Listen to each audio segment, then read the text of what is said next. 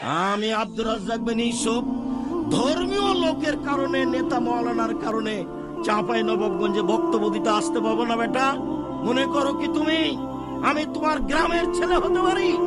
তুমি কোন সাহসে বক্তব্য বন্ধ করো? এই চাঁপাই নবাবগঞ্জের মাটিতে যে কোনো বিষয়ে আমি তোমার ঘুঘুরা তুলে দিতে প্রস্তুত আছি। কোন সাহস তুমি কাজ করো? তুমি বিশ্বাসঘাতক, তুমি মান সম্মান ধ্বংস করেছ। তুমি ইসলাম কিছু জানো না।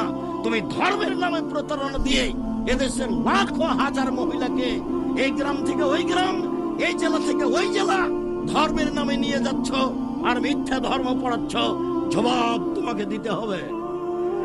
আমি বলেছি জাতির সামনে, দেবীনগরের লোকের সামনে, চাঁপাইনবাবগঞ্জের লোকের সামনে, রাসূল সাল্লাল্লাহু আলাইহি ওয়াসাল্লামের স্ত্রী যদি গ্রামে গ্রামে দিন প্রচার করতে যেতেন তাহলে 13 জন স্ত্রী, 11 জনের স্ত্রী একসাথে নগদ ছিলেন।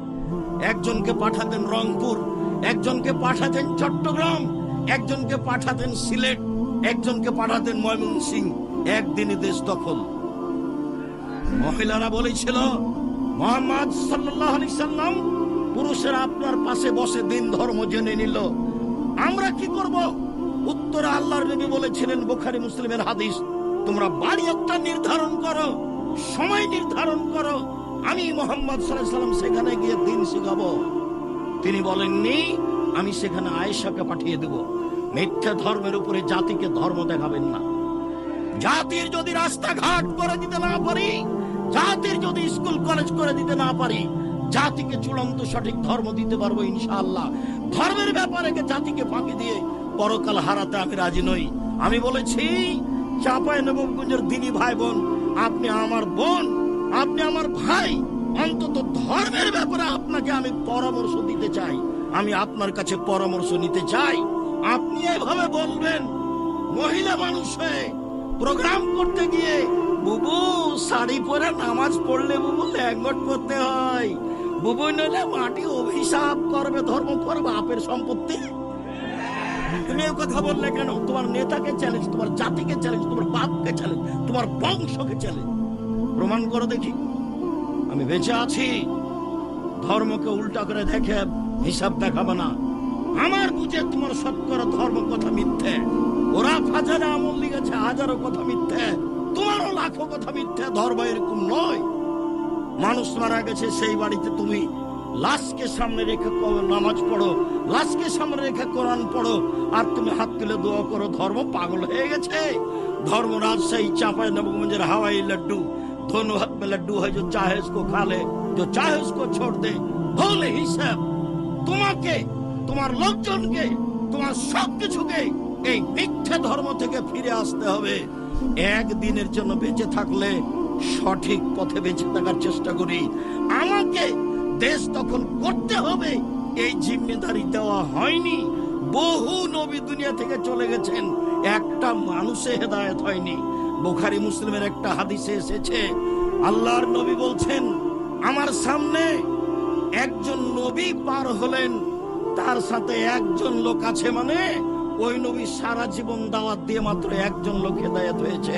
তিনি বললেন, আমার সামনে দিয়ে আর একজন নবী পার হলেন, দেখলাম তার সামনে তার সাথে দুইজন লোক আছে, মানে ওই নবী সারা জীবন দাওয়াত দিয়ে মাত্র দুইজন লোককে হেদায়েত করতে পেরেছেন।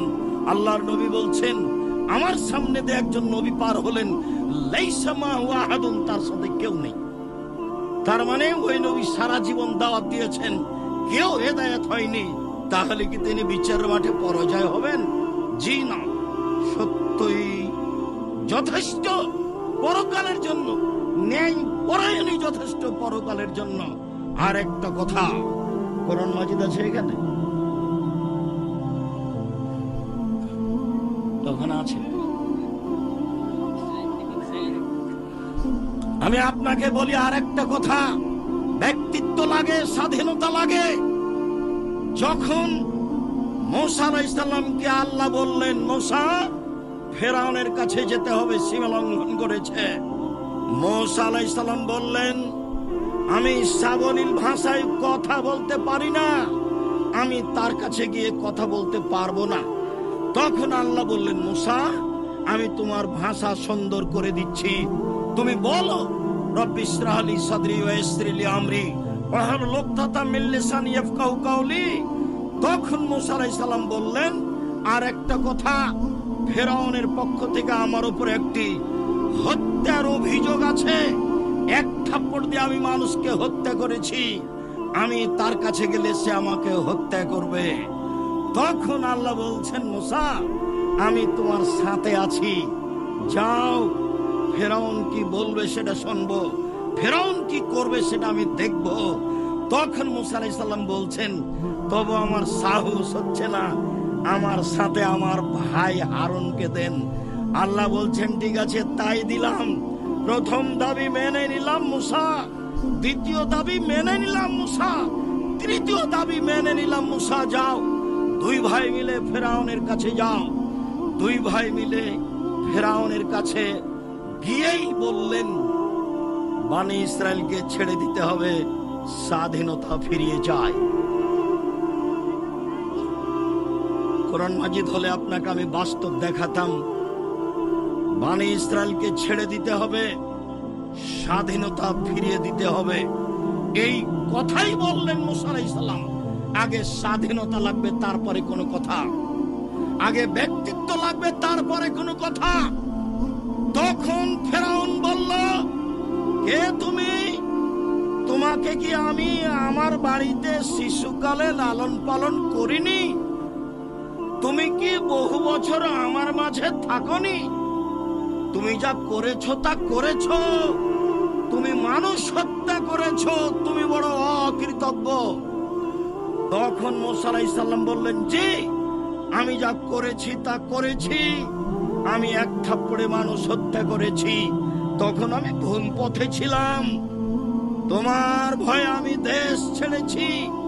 আমার প্রতিপালক আমাকে নবী করেছেন, জ্ঞানে গুণে পূর্ণ করেছেন, তুমি আমার প্রতি অনুগ্রহ করেছ, শিশুকালে আমাকে লালন পালন করেছ, বহু বছর তুমি তোমার বাড়িতে আমাকে রেখেছ, তুমি আমার প্রতি অনুগ্রহ করে তুমি খোঁটা দিয়েছ, খোঁটা দিয়ে তুমি বনী ইসরায়েলকে দাস দাসীতে পরিণত করেছ, তুমি বড় উদ্ধত স্বৈরাচার সীমা লঙ্ঘন করেছ। এই কথা মূসা আলাইহিস সালাম বললেন। আমি এই দুইটি নবীর দুইটি কথা বলে আব্দুল্লাহর বক্তব্যগুলি আপনাকে আবারও স্মরণ করতে বলছিলাম। স্বাধীনতা লাগে, ব্যক্তিত্ব লাগে, বিশ্বাসঘাতকতা ত্যাগ করতে হয়। 12 বছর নয়, বহুদিন পরে ইউসুফ আলাইহিস সালাম বলছেন, জুলাইখাকে জাতির সামনে ঘোষণা দিতে হবে, অন্যায় আমি জুলাইখা করেছি, ইউসুফ করেনি। সম্মানিত দিনী ভাই বোন, আমার এখানে জরুরি কয়েকটি কথা, দয়া করে যে যেখানে আছেন দিনী ভাই বোন, আত্মীয় স্বজন, এলাকাবাসী, দেশবাসী, আপনাদের ভালোবাসার খাতিরে আব্দুল্লাহ আব্দুর রহমান আব্দুর রহিমকে দেখবেন আশা করে এসেছেন। দেবীনগরের সন্তান তারা, আপনার সন্তান তারা, আপনাদের ভাই তারা, আপনাদের ভাতিজা তারা। নিজের ছেলের উপরে ভালোবাসা যেমন, তাদের উপরে আপনাদের ভালোবাসা তেমন। এটাই কামনা করো তো তাদের জন্য আমি আপনাদের কাছে দোয়ার দাবি রাখি, এই মর্মে যে আল্লাহ যেন তাদের খিদমতকে কবুল করেন, আল্লাহ যেন তাদেরকে জাতির সামনে গ্রহণীয় করেন, আল্লাহ যেন তাদেরকে তাকওয়া ভিক্ষা দেন, পরহেজগারিতার ভিত্তিতে জাতির সামনে কোরআন এবং সহিহ হাদিস পেশ করবে, জাতির ভবিষ্যৎ কল্যাণ নিয়ে তারা আলোচনা করবে, জাতিকে পরকালমুখী করবে। এইটাই আমি দিন রাত আল্লাহকে বলছি। আমি যেটা আরো চেয়েছি, আমার মনে বড় সাধ, আমি এই দেশের মাটিতে উন্নত মানের প্রতিষ্ঠান গড়বই গড়ব ইনশাআল্লাহ, যেখানে ছেলে মেয়ে বাংলা, ইংরেজি, আরবি উন্নত মানের শিক্ষা অর্জন করে জাতির অন্যায়ের বিরুদ্ধে লড়বে, মুখে কলমে মিডিয়ায় লড়বে ইনশাআল্লাহ। এই সুবাদে দিন কাটাচ্ছি। জামিয়া সালাফিয়া ডাঙ্গিপাড়া পাওয়া রাজশাহী প্রায় 40 বিঘা জমির উপরে অবস্থান করে। জামিয়া সালাফিয়া তানোর রাজশাহী, এইটা প্রায় 60 থেকে 70 বিঘা জমির উপরে নির্মাণ হতে যাচ্ছে। জামিয়া সালাফিয়া রূপগঞ্জ নারায়ণগঞ্জ ঢাকা প্রায় 100 বিঘা জমির উপরে অবস্থান করে। জামিয়া সালাফিয়া দিনাজপুর তেঘরা, এটা প্রায় 20 বিঘা জমির উপরে অবস্থান করে। জামিয়া সালাফিয়া চট্টগ্রাম রেডি আছে, চলমান হয়নি। জামিয়া সালাফিয়া বরিশাল চলমান আছে। জামিয়া সালাফিয়ার জন্য কুষ্টিয়ায় জমি কিনা আছে। জামিয়া সালাফিয়ার জন্য যশোরে জমি আছে। জামিয়া সালাফিয়ার জন্য ফেনীতে জমি আছে। জামিয়া সালাফিয়ার জন্য বগুড়ায় জমি আছে।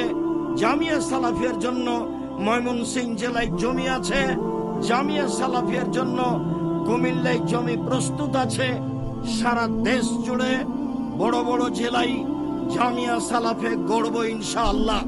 সারা দেশ জুড়ে মক্তব পরিচালনা করব ইনশাআল্লাহ, যেখানে ছেলে মেয়ে আকীদা সংশোধন করবে এবং নিজেকে মুক্তি করবে গোলামি থেকে।